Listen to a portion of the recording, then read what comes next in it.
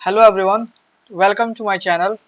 जैसा कि आप लोगों को पता है कि हम लोग ने क्लास 6 मैथ्स का एनसीईआरटी सॉल्यूशन देख रहे हैं। तो चलिए इसमें देखते हैं कि इसमें हम लोग को कौन सा एक्सरसाइज पढ़ना है। अभी तक हम लोगों ने 2.1 और 2.2 एक्सरसाइज पढ़ रखा है, तो ये एक्सरसाइज होने वाला है 2.3 होने वाला है। तो चलिए हम स्टार्ट करते हैं। अगर आप इस चैनल पर नए हैं तो इसे लाइक कर दें, सब्सक्राइब कर दें और शेयर करना ना भूलें। तो ये रहा हमारा इंटरफेस और देखते हैं कि इसमें पहला क्वेश्चन क्या है। ये प्रश्नवाली प्रश्नावली 2.3 जिसमें एक्सरसाइज 2.3 है। कह रहा है कि निम्नलिखित में से किससे शून्य निरूपित नहीं होगा। मतलब कौन सा ऐसा इसमें हम हल करेंगे ताकि हमारा आंसर शून्य नहीं आए। तो हमको पता है कि जैसे अगर हम 1 में 0 जोड़ते हैं तो हमारे पास 1 मिलता है, ठीक है। और 0 में 0 को हम मल्टीप्लाई करेंगे तो 0 होगा। पता है 0 में अगर हम किसी भी संख्या से भाग करते हैं ना, 0 में किसी भी n संख्या से भाग करते हैं तो हमें 0 ही प्राप्त होता है। यहाँ पे हमको क्या मिलेगा, यहाँ पे हमको 0 मिलेगा। 10 में से 10 हम घटा देंगे तो क्या हो जाएगा, 0/2। यहाँ पे भी हमको क्या मिलेगा, 0 ही मिलेगा। तो कौन सा ऐसा क्वेश्चन है जिसमें 0 निरूपित नहीं हो रहा है, 0 उसका आंसर नहीं आ रहा है, तो वो 1 नंबर क्वेश्चन है। यानी कि इसका आंसर क्या हो जाएगा, 1 नंबर। इसी से 0 नहीं आ रहा। अच्छा, ये कॉन्सेप्ट हम देखते हैं कि जब जब भी हम 0 में किसी भी संख्या से हम भाग करेंगे ना तो हमको 0 आएगा। और अगर किसी भी संख्या में हम 0 से भाग करते हैं तो हमको अनडिफाइंड मिलता है, हम उसको डिफाइंड नहीं कर सकते, ठीक है। तो ये दोनों चीजें याद रखें कि अगर हम 0 में किसी भी संख्या से भाग करेंगे तो 0 मिलेगा, और किसी संख्या में 0 से भाग करेंगे तो अनडिफाइंड आएगा, ठीक है। साथ ही साथ अगर हम 0 में किसी भी संख्या से गुना करते हैं तो हमको 0 ही प्राप्त होता है, ठीक है। 0 में किसी भी संख्या से गुना करेंगे तो हमको क्या मिलेगा, 0 ही मिलेगा। तो ये भी हम ध्यान रखेंगे, ठीक है। ये भी हम ध्यान रखेंगे। चलिए नेक्स्ट क्वेश्चन देखते हैं। 2 नंबर क्वेश्चन क्या कहता है। 2 नंबर क्वेश्चन ये रहा। 2 नंबर क्वेश्चन कह रहा है कि यदि दो पूर्ण संख्याओं का गुणनफल शून्य है, ठीक है, तो क्या हम कह सकते हैं कि इनमें से एक या दोनों ही शून्य होना चाहिए। उदाहरण देखिए, अपने उत्तर की पुष्टि कीजिए। कह रहा है if the product of two whole number is 0। यहाँ पे होल नंबर बोल रहा है, ठीक है। होल नंबर कहाँ से स्टार्ट होता है, 0 1 2 3। पिछले क्लास में हम लोगों ने कर रखा है, ठीक है। अगर आप नहीं देखे हैं तो आप जाके फर्स्ट से जो एक्सरसाइज 2.1 है वहां से आप देख लीजिए। उसमें होल नंबर और नेचुरल नंबर दोनों करा रखा है, ठीक है। Can we say that one of one और both of them will be zero justify through example. कह रहा है कि दो पूर्णांक है, दो पूर्ण संख्याएं हैं। मानिए कि दो पूर्ण संख्या, एक कोई भी पूर्ण संख्या मान लेते हैं और कोई भी पूर्ण संख्या एक और मान लेते हैं। कह रहा है कि इन दोनों का जब हम गुणनफल करेंगे ना तो ये हमको 0 प्राप्त होगा, ठीक है।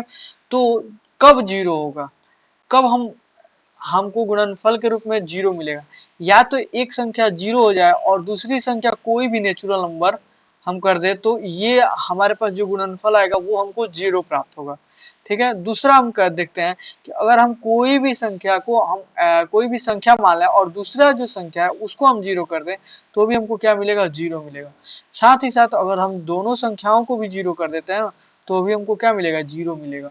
तो क्या वही चीज क्वेश्चन में पूछ रहा है कि आप बताएं कि इनमें से एक या दोनों ही शून्य होना चाहिए।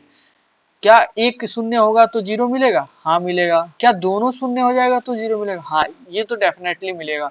यानी कि एक से भी शून्य मिलेगा और दोनों से भी शून्य मिलेगा। तो ये कह रहा है कि अपने उत्तर को पुष्टि कीजिए। तो यहीं से आप देख लीजिए कि एक एक हम 0 रख रहे हैं तो हमको 0 मिल रहा है, एक और 0 रख रहे हैं तो हमको 0 मिल रहा है, और दोनों अगर हम 0 कर दे रहे हैं तो भी हमको 0 मिल रहा है। तो इसका क्वेश्चन क्या होगा, इसका आंसर क्या होगा, इसका आंसर होगा हाँ दोनों, एक या दोनों। एक भी, इसमें एक भी अगर शून्य हो, एक भी शून्य हो या दोनों शून्य हो, दोनों शून्य हो तो हमें शून्य प्राप्त होगा, ठीक है। यानी कि 0 प्राप्त होगा, शून्य प्राप्त होगा। इसका आंसर होगा यस, ठीक है। चलिए हम थर्ड नंबर देखते हैं। थर्ड नंबर क्वेश्चन क्या कह रहा है।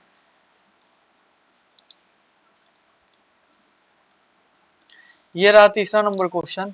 ये क्या कह रहा है क्वेश्चन की यदि दो पूर्णांक संख्याओं का गुणनफल एक है तो क्या हम कह सकते हैं कि इनमें से एक या दोनों ही एक के बराबर होना चाहिए। उदाहरण देकर अपने उत्तर की पुष्टि कीजिए।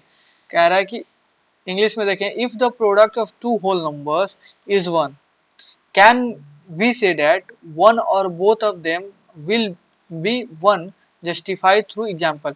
अब क्या कह रहा है कि दो पूर्ण संख्याएं लेते हैं और उनका हम गुणनफल कर देते हैं तो हमें एक प्राप्त होता है। ठीक है, क्वेश्चन का कहने का मतलब ये है। तो कह रहा है कि क्या हम कह सकते हैं कि इनमें से दोनों ही एक के बराबर होना चाहिए। अगर दोनों एक होगा ना तभी जाके एक प्राप्त होगा, नहीं तो अगर एक में किसी भी अन्य नेचुरल नंबर से किसी और नेचुरल नंबर से अगर हम मल्टीप्लाई कर दें तो हमें वो नेचुरल नंबर मिलता है। ठीक है, हमें क्या मिलेगा, वो नेचुरल नंबर मिलेगा। तो केवल एक ऐसा ही प्रोडक्ट है जिसमें एक और एक को गुना करेंगे तो हमें एक प्राप्त होगा। तो वही क्वेश्चन में कह रहा है कि इनमें से एक या दोनों ही एक के बराबर होना चाहिए। तो इनमें से दोनों एक के बराबर होना चाहिए। इसका आंसर क्या होगा, दोनों एक के बराबर होना चाहिए, बराबर होना चाहिए। ठीक है, दोनों जब एक के बराबर होगा तभी जाके हमको एक आंसर में मिलेगा। ठीक, तो ये ना था 3 नंबर क्वेश्चन। नेक्स्ट बढ़ते हैं, देखते हैं 4 नंबर क्वेश्चन क्या कहता है। ये 4 नंबर क्वेश्चन है। ठीक है, इसमें कह रहा है कि वितरण विधि से ज्ञात कीजिए, फाइंड यूजिंग डिस्ट्रीब्यूटिव प्रोडक्ट। देखिए डिस्ट्रीब्यूटिव प्रोडक्ट से क्या होता है, डिस्ट्रीब्यूटिव मतलब वितरण, वितरण मतलब क्या होता है, अगर इसको सिंपल लैंग्वेज में समझे तो कोई भी चीज है उसको हम क्या करते हैं, बांट देते हैं। ठीक है, जैसे कि अगर 10 है तो हम 10 को हम 10 नहीं, यहाँ पे 15 मान लीजिए, 15 है तो हम इसको कैसे बांटेंगे, हम 10 बांटेंगे और 5 बांटेंगे, ऐसे बांट देंगे।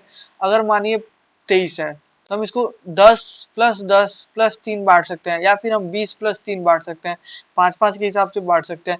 इस ये क्या है, ये वितरण विधि है। जैसे एक चॉकलेट है, मान लेते हैं एक चॉकलेट 100 चॉकलेट है, कह रहा है वितरण विधि से यूज करके इसको बांटिए, तो हम क्या करेंगे, किसी को 5 देंगे, किसी को 10 देंगे, किसी को 20 देंगे, ऐसे हम क्या करेंगे, बांटेंगे। तो वितरण का मतलब क्या होता है, बांटना।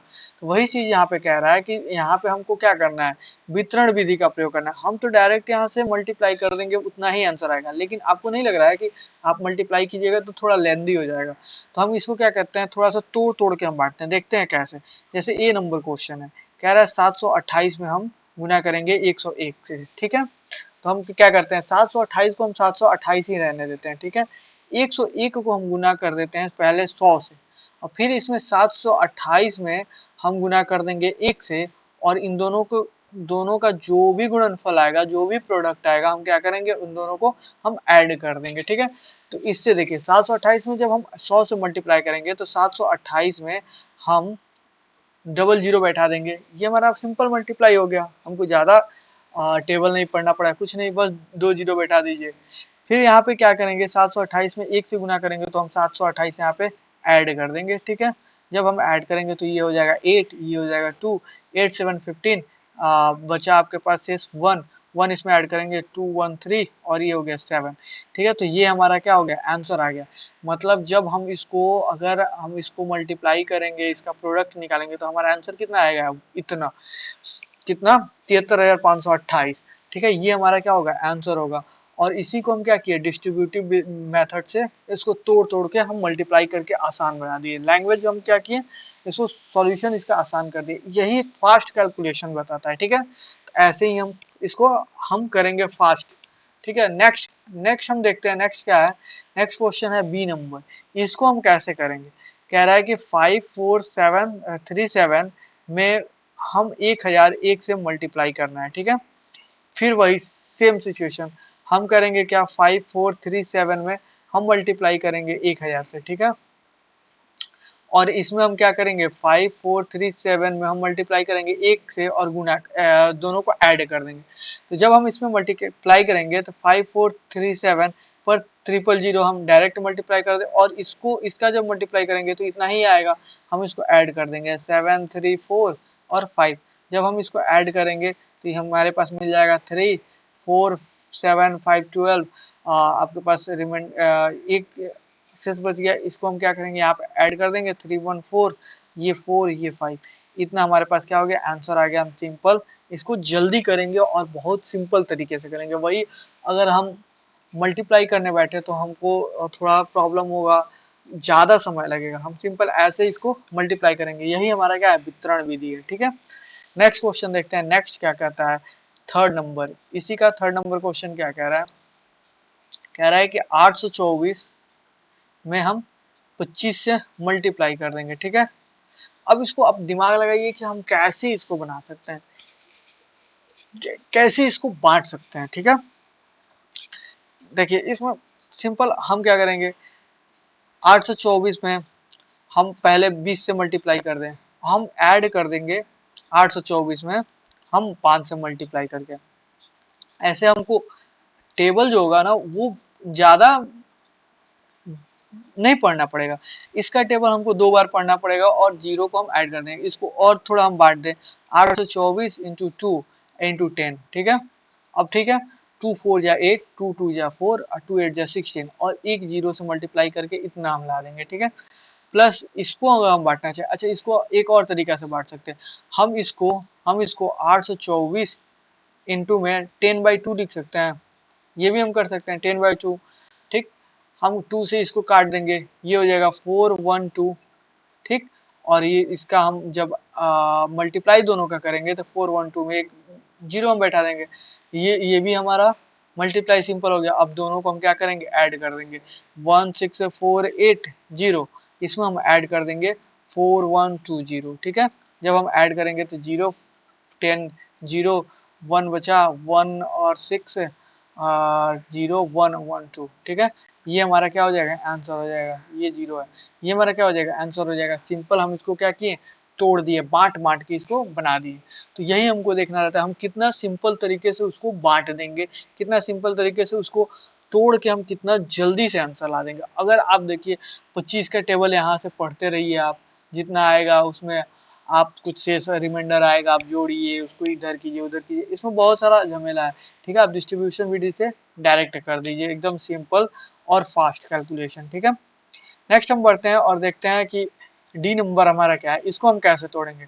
तो इसको हम तोड़ दे रहे हैं। ठीक है, आप कैलकुलेशन कर लीजिएगा, 100 और प्लस में हम इसको अगर हम तोड़ना है, 4 2 ओ 7 5 गुने में 25। ठीक है, 25 को हम तोड़ सकते हैं क्या, 100/4, 4 से इसमें डिवाइड कर देंगे, अच्छा नहीं जाएगा, 25 100/4, 4 से ये डिवाइड नहीं होगा। हम क्या करेंगे ना इसको, एक मिनट, एक सेकंड, हम क्या करेंगे इसमें, इसको 5 into 5 कर देंगे। ठीक है, एक 5 से जब मल्टीप्लाई करेंगे ना, जितना आएगा ना उसी 5 से फिर हमको क्या करेंगे, दोनों को ऐड कर देंगे। जब दोनों को मल्टीप्लाई कर देंगे, जब दोनों का मल्टीप्लाई करेंगे तो हमारा आंसर आ जाएगा उसका प्रोडक्ट, और दोनों को हम क्या करेंगे, ऐड कर देंगे। ठीक, नेक्स्ट देखते हैं अगला क्वेश्चन, इसको आप सॉल्व कीजिएगा। नेक्स्ट क्वेश्चन भी मैं सिंपल ऐसे बता दे रहा हूँ, जैसे 504 है, इसमें हम उल्टा तोड़ दे रहे हैं, 504 गुने 35, हम क्या कर रहे हैं, 500 इंटू 35 कर दे रहे हैं और प्लस 4 into 35 कर दे रहे हैं। अब हम इसको क्या करेंगे, ऐड कर देंगे, जितना प्रोडक्ट आएगा। दोनों तरीके से हम कर सकते हैं। ठीक है, तो ये रहा 4 नंबर क्वेश्चन। नेक्स्ट हम देखते हैं 5 नंबर क्वेश्चन हमारा क्या कह रहा है। ठीक, 5 नंबर, ये 5 नंबर क्वेश्चन है, ये इसमें कौन सा मेथड कर रहा है, ये कह रहा है स्टडी द पैटर्न, पैटर्न को हमको सिर्फ स्टडी कर देना है और कुछ नहीं करना है। कह रहा है कि write the next 2 step, can you solve how to pattern work. इस पैटर्न को आपको देखना है कि ये पैटर्न कैसे काम कर रहा है, और सेम उसी के आधार पे हमको 2 और चीजें लिख देना है। जैसे ये पैटर्न हम देखते हैं, निम्नलिखित प्रतिरूप का अध्ययन कीजिए, सिर्फ हमको इसको देखकर अध्ययन करना है। 1 into 8 + 1 9, क्या किया है, एक में 8 से गुना किया प्लस 1 जोड़ दिया, 9 आ गया। 12 में 8 से गुना किया 2 जोड़ दिया है। 123 में 8 से गुना किया 3 जोड़ दिया है। 1234 में 8 से गुना किया 4 जोड़ दिया है। क्या कर रहा है, एक यहाँ पे 2, यहाँ पे 3, यहाँ पे 4, यहाँ पे 5, आगे हम बनाएंगे तो 6। तो इसको अगर हमको बनाना है तो 1 2 3 4 5 6। ठीक है, और इसमें हमको मल्टीप्लाई सब में 8 से मल्टीप्लाई कर देना है। ठीक है, ऐड क्या करना है, इसमें 1 ऐड किया, इसमें 2 ऐड किया, इसमें 3 4 5, तो नेक्स्ट ऐड क्या करेंगे, 6, और जो भी आएगा हम यहाँ पे लिख देंगे। ठीक है, नेक्स्ट हम देखते हैं, एक और लिख देते हैं, 3 4 5 6 7। अब 6 के बाद क्या हो जाएगा, 7, 8 का सब में मल्टीप्लाई प्लस 7 ऐड कर देंगे 6 के बाद, इतने इसमें जितना आएगा वो लिख देंगे, इसमें जितना आएगा वो लिख देंगे, मल्टीप्लाई कर दीजिएगा। ठीक है, वही यहाँ पे दिया है कि 1 2 3 4 5, तो इसमें हम क्या किया है, अब फिर एक जोड़ देना है। ठीक है, ऐसे जब आप एक जोड़ते जाएंगे तो 6 आएगा, 7 आएगा। इसके अगर एक आगे भी बोलता, फिर देखते 1 2 3 4 5 6 7, और एक यहाँ पे 8 कर देते, 8 का मल्टीप्लाई प्लस 8 हम ऐड कर देते हैं। नेक्स्ट बोलता 1 2 3 4 5 6 7 8 और 9 यहाँ पे करते हैं, और इंटू 9 प्लस 9, ठीक है, यहाँ पे कर देते हैं। तो ऐसे हम आगे बढ़ाते हैं। ठीक है, लेकिन हमसे 2 ही पूछा है तो हम इतना को हम नहीं लिखेंगे, मात्र 2 ही को हम सॉल्व कर देंगे लिख के यहाँ पे।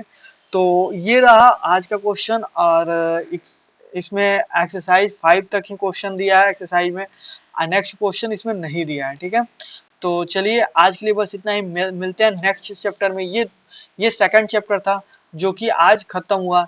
नेक्स्ट चैप्टर क्या है ये नेक्स्ट वीडियो में आपको पता चलेगा। तब तक के लिए जय हिंद, और अगर आपको वीडियो अच्छा लगे तो इसे लाइक कर दें, सब्सक्राइब कर दें, और कमेंट करना ना भूलें। साथ ही साथ आप फ्रेंड सबके पास आप शेयर भी कर दें, ताकि पता चले कि चलिए एनसीईआरटी का टोटल सॉल्यूशन जो चल रहा है वो इस चैनल पे आपको मिल जाए, इधर उधर आपको भटकना ना पड़े, बुक ना खरीदना पड़े, ज्यादा आपको ढूंढना ना पड़े कौन सा क्वेश्चन कहाँ से आ रहा है, क्या हो रहा है। तो सारा चैप्टर, सारे क्वेश्चंस एक ही जगह पे मिल जाएंगे। साथ ही साथ अभी ट्राई करेंगे कि नेक्स्ट वीडियो में आगे हम एनसीईआरटी का लेकर सॉल्यूशन आए, जो कि एक साइंस का होगा, साइंस का सॉल्यूशन होगा। ठीक है, चलिए मिलते हैं नेक्स्ट वीडियो में, तब तक के लिए धन्यवाद।